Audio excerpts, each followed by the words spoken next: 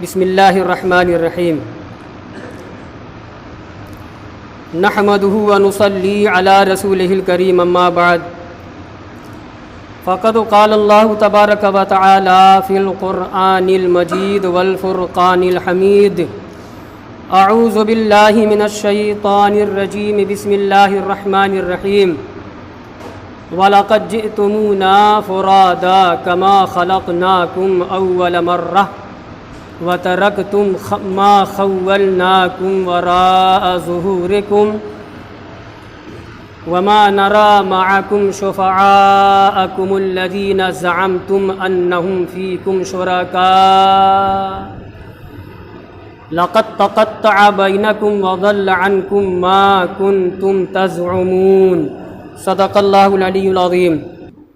سورہ انعام کی آیت نمبر 94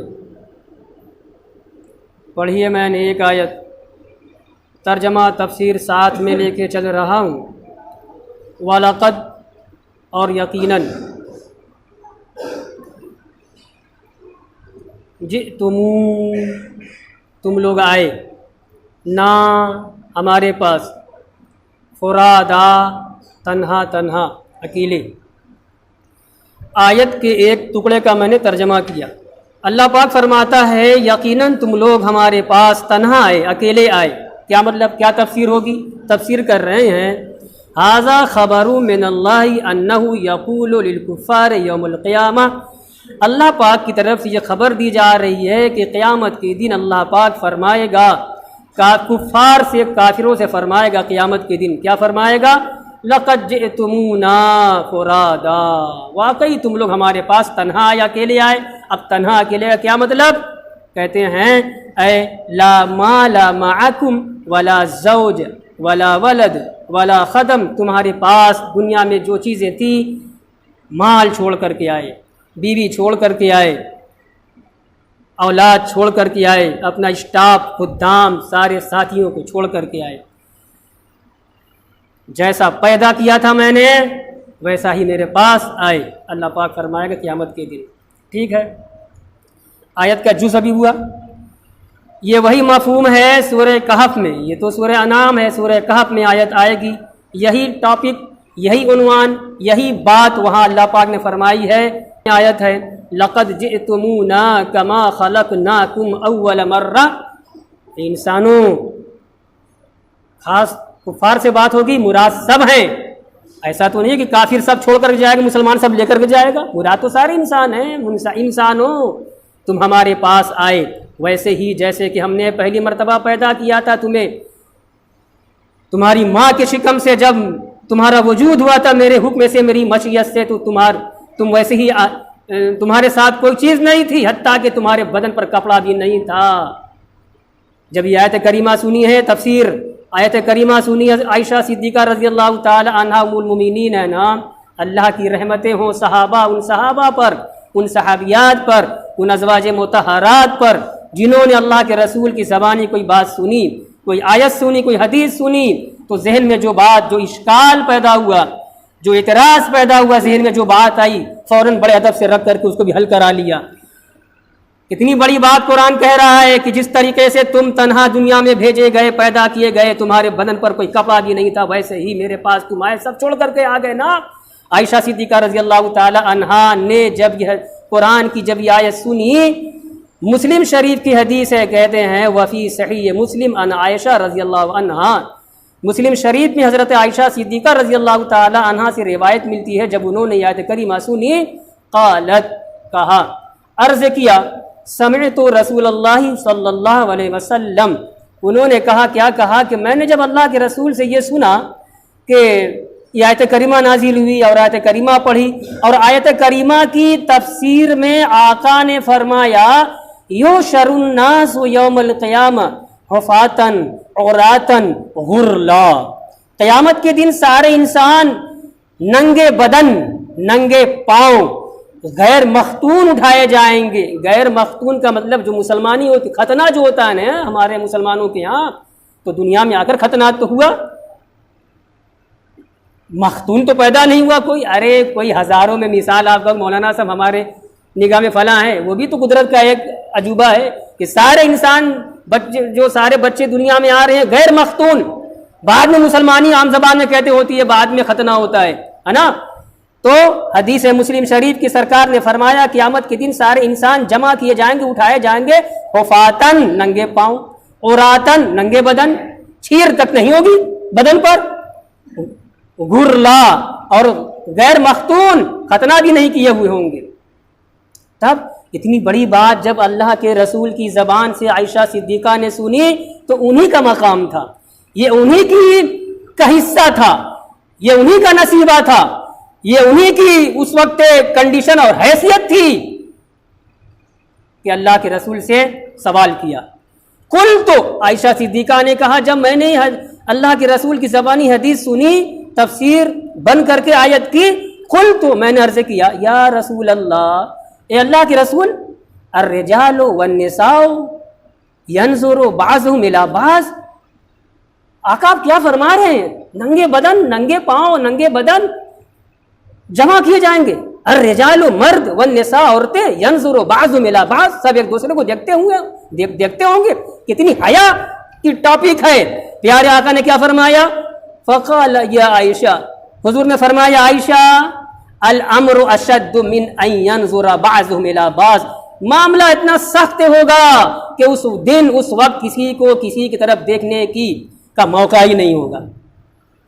کچھ نہیں، اتنا نفسی کا عالم ہوگا کہ دوسرے کی طرف دیکھنے کا ان کو موقع ہی نہیں ہوگا. اتنا اپنے میں پڑے ہوئے ہوں گے، اتنا بے حال ہوں گے. حواس باختگی کا عالم ہوگا، کچھ پتہ ہی کسی کو نہیں، کسی دوسرے کا ہوگا، اپنی فکر ہوگی، دوسرے کو دیکھیں گے بھی نہیں. یہ الامر اشد من ان ينظر بعضهم الى بعض، معاملہ اس سے کہیں سخت ہوگا یا اے عائشہ کہ کوئی دوسرے کی طرف دیکھنے کا موقع ہی نہیں، سمجھے، فرصت ہی نہیں. یہ تو آیت کا بھی جز ہوا. فرادا تنہا ہے، مال چھوڑ کر کے آئے، بیوی چھوڑ کر کے آیا، اولاد چھوڑ کر کے آئے، خدام چھوڑ کر کے، اسٹاف چھوڑ کر کے آئے، کچھ نہیں، حتیٰ کہ کپڑا تک چھوڑ کر کے آئے. یہ کما خلقناکم اول مرہ عراتا حفاتا غرلا، یہاں تک تفسیر ہو گئی. آگے وترکتم ما خولناکم وراء ظہورکم، اور تم نے چھوڑ دیا. اللہ پاک فرمائے گا دوسری بات اسی میں لگی ہوئی، اور تم نے چھوڑ دیا ما خولناکم وراء ظہورکم، وہ مال و اسباب، وہ سامان، وہ چیزیں جو ہم نے تجھے دنیا میں دی تو تو نے دنیا میں اپنے پیٹھ پیچھے چھوڑ دیا اور میرے پاس یوں ہی آئے، اور ایسے ہی آنا تھا ویسے ہی آئے. یہ عارضی ہے، دنیا عارضی، دنیا کی چیزیں عارضی، اور اپنے انجام پر جو غور کر لے فتنہ فساد میں نہیں پڑے گا، غیبت چگلی میں نہیں پڑے گا، کسی کی برائی میں نہیں پڑے گا، حرام کاری میں نہیں پڑے گا. اپنے انجام پر غور کرنا چاہیے، اپنی اصلاح کریں، اپنے کو اچھے کام میں ڈالنے کی، لگانے کی فکر کریں. دوسرے کی غیبت، چگلی، کینہ، حسد، نفرت اور دوسرے کی حیثیت کو نہارنا بہت بڑا گناہ ہے. یہ حقوق العباد میں آئے گا، اور حقوق العباد میں کمی کوتاہی رہے گی ہم بخشے نہیں جائیں گے. یاد رکھیے گا، بخشے نہیں جائیں گے جب تک کہ اگلا معاف نہیں کرے گا اپنا حق. یہ ہے حقوق العباد کی گرفتاری. اللہ اپنی پناہ میں رکھے اور معاملے کی حساسیت کو ہمیں سمجھنے کی توفیق عطا فرمائے. وما نرى معكم شفعاءكم الذين زعمتم انهم فيكم شركاء،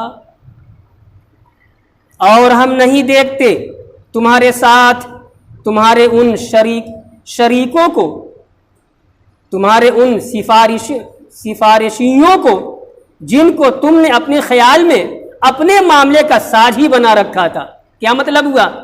کافر لوگ جو عبادت کرتے ہیں آج بھی اللہ کے علاوہ کسی بھی چیز کی، تو اس میں بھی دو کوالٹی ہے کافروں میں. بعض کفار تو خود اس چیز کو، لکڑی کا معبود ہو ان کا، پتھر کا ہو، مٹی کا ہو، بانس کا ہو، جس کسی بھی چیز کا ہو، تو بعض کافر خود اس کو خدا سمجھتے ہیں. یہ بھی شرک ہے. اور مکے کے بعض کافر کیا تھے؟ جب ان سے کہا گیا، سمجھایا گیا تو کیا کہا تھا؟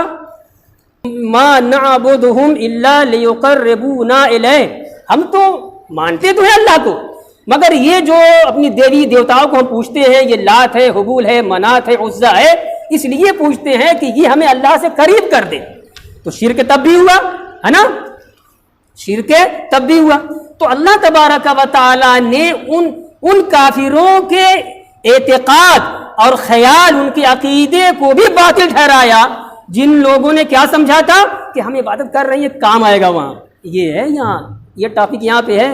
ترجمہ ہم نے کر دیا اور میں نے تفسیر بھی سمجھا دی. وہ یہ اللہ پاک کیا فرمائے گا کافروں سے کہ ہم نہیں دیکھتے تمہارے ساتھ تمہارے ان سفارشیوں کو جن کو تم نے اپنے معاملے میں ساجی بنا رکھا تھا. کہاں ہے وہ؟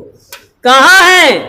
یعنی تمہارے کام نہیں آئے اور تمہارا یہ اعتقاد بھی باطل تھا، غلط تھا. سمجھ گئے؟ اب اسی ٹاپک کو، اسی عنوان کو سورہ کہف میں اللہ پاک نے یوں فرمایا ہے وَيَوْمَ نَقُولُ نَادُوا شُرَكَائِيَ الَّذِينَ زَعَمْتُمْ فَدَعَوْهُمْ فَلَمْ يَسْتَجِيبُوا لَهُمْ. یہ آیت بھی سورہ کہف ہی میں آئے گی. کیا مطلب ہوا اس کا؟ وضاحت. تفسیر، آیت کی تفسیر دوسری آیت قرآنی سے کر رہا ہوں.